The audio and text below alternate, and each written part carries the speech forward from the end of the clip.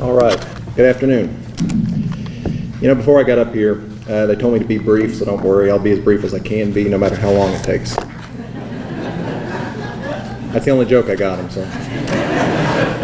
Thank you, Joseph, for that generous introduction, and thank you to the Chamber of Commerce for hosting this event, and thank you to our sponsors, Bristol, Tennessee Essential Services, Food City, and Point Broadband.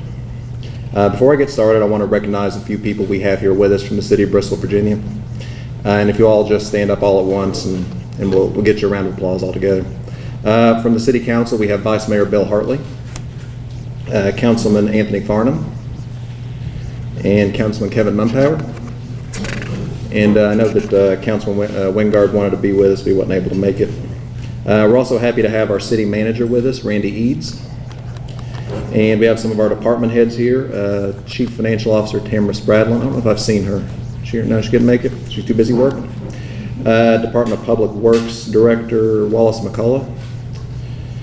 Our Police Chief John Austin. Our Economic Development Director Chris Wilcox.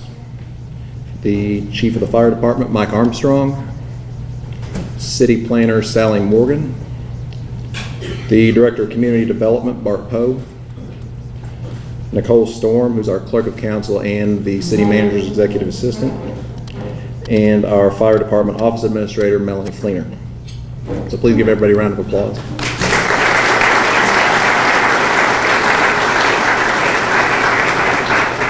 So these are just a few of the deeply committed and talented employees we have in the city.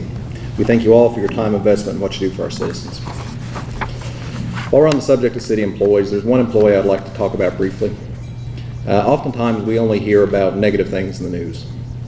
But beyond those negative things, sometimes there are glimmers of the true human spirit of goodness.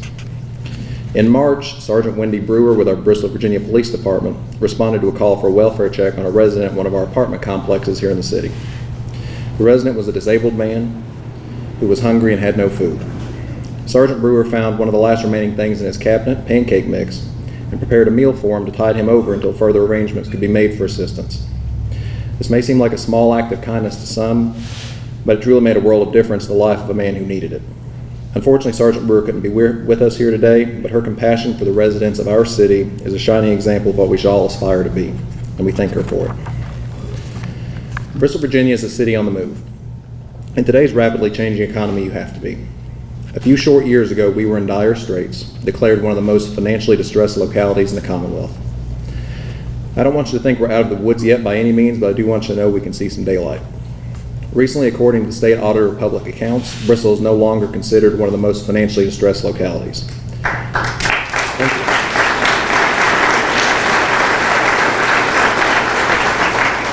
And it is absolutely thanks to the hard work of all of our employees.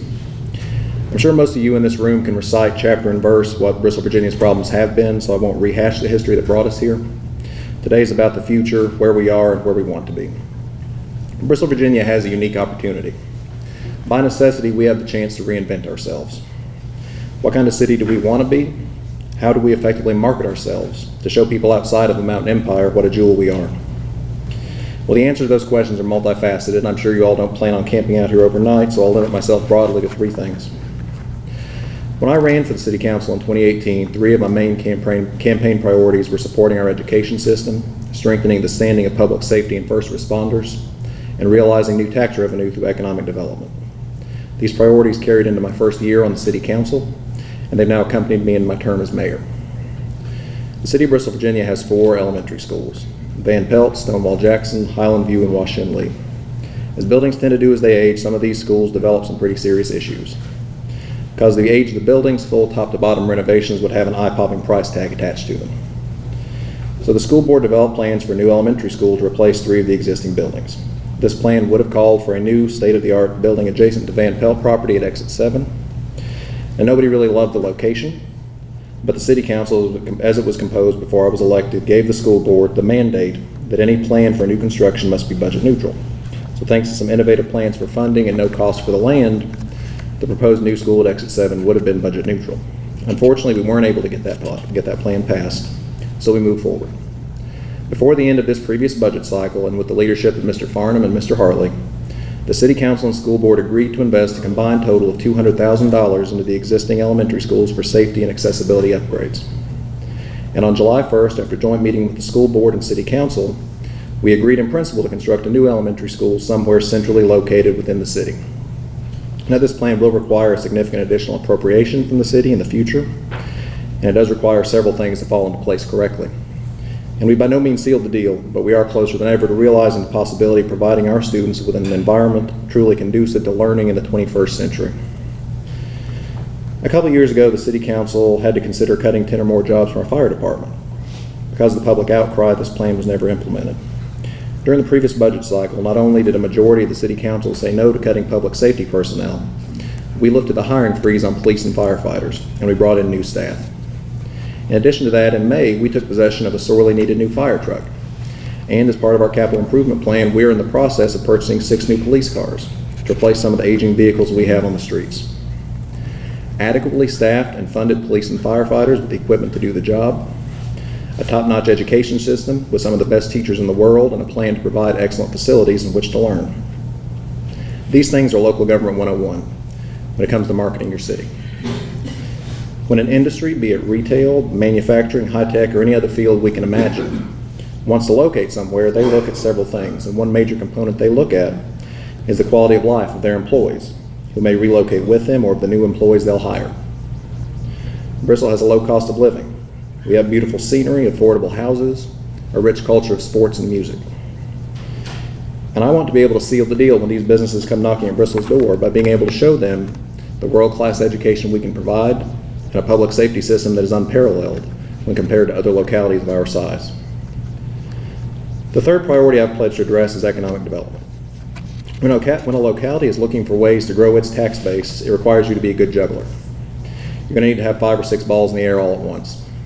And that's exactly what the City of Bristol is doing. In March, we officially welcomed our new Economic Development Director into our family.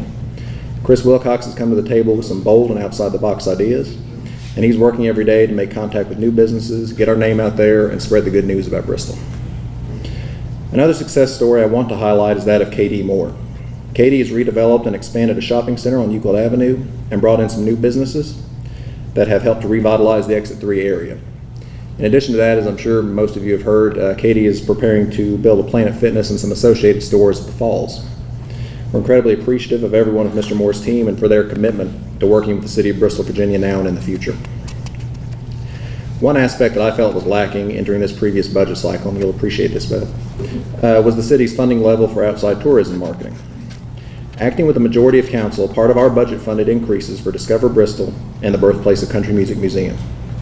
As I mentioned briefly a moment ago, Bristol, and indeed the entire region, is full of natural beauty, and we are truly one of the best-kept secrets for travel destinations in the country. Today's travelers can very easily become tomorrow's residents. And it's important that we welcome tourists and travelers here with open arms and show them who we are and what they've been missing. I would be remiss if I didn't mention the Bristol Resort and Casino. Jim McLaughlin and Clyde Stacey are proposing investing around $250 million into opening a regional tourist attraction right here in Bristol. As icing on that cake, they're going to repurpose our Bristol Mall to house it. If the legislation is approved by the General Assembly and signed by the governor, this project has the potential to create 5,000 jobs. These jobs would pay well and afford people the opportunity to have a fresh start and lift themselves up to a new way of life. In addition to the potential for new job creation, once fully operational, it's estimated the resort and casino would generate approximately $25 million in annual tax revenue. That type of money translates into a lot of good that can be done for the citizens of Bristol. I appreciate the work that State Senator Bill Carrico and Delegate Israel O'Quinn have done to shepherd this through the General Assembly. I had the opportunity a couple weeks ago to speak directly with Governor Ralph Northam, and I appealed to him to make sure this legislation is passed and signed into law. And I would urge everyone to reach out to other members of the House of Delegates and State Senate and ask them to support this important legislation. Now, obviously, we can't rest on our laurels. As Satchel Paige, the former Cleveland Indians pitcher, said, "Don't look back, something might be gaining on you." Our city can't look back. We don't have the luxury or the time, and there's no need to do so. Bristol should be looking forward to new opportunities, to new ideas. Bristol's best days are still ahead of us, and I firmly believe that. One of the main reasons I ran for city council to start with is because of my daughter, Scarlett. She's almost 9 years old now. I was born and raised here in Bristol. I've grown up here, worked here, and I'm raising a daughter here. I want Scarlett to have the same opportunities for success here in Bristol as I have. And not just Scarlett, I want to afford every child in our city the same opportunity. To get a good paying job, to buy a house, to raise a family, and be able to pass by this train station every day and see that sign that we all know that says Bristol a good place to live, and say, no, Bristol's a great place to live. That's what they deserve, and it's on all of us to help provide that for them.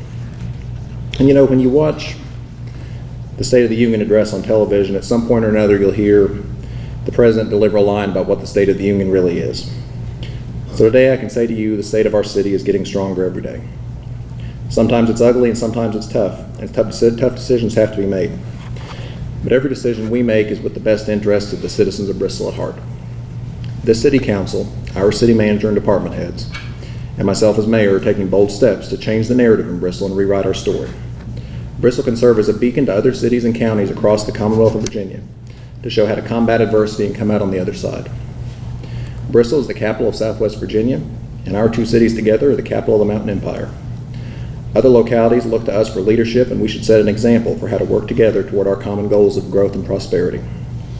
I've said it before and I'll say it again, Bristol is the greatest hometown in the world, and with the teams that both of our cities have assembled and the hard work we're all doing every day, future generations will be able to say that for years to come. Thank you very much.